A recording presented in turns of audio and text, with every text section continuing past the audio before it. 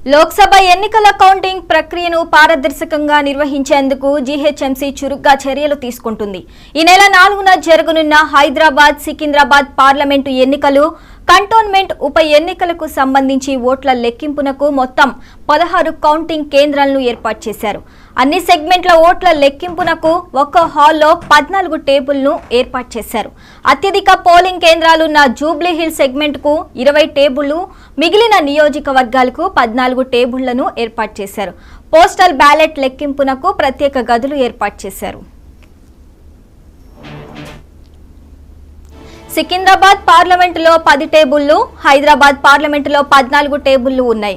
Counting లో 1000 మంది సిబ్బంది పాల్గొంటారు. కౌంటింగ్ కు 650 మంది అవసరం కాగా దాదాపు 350 మందిని రిజర్వులో ఉంచారు.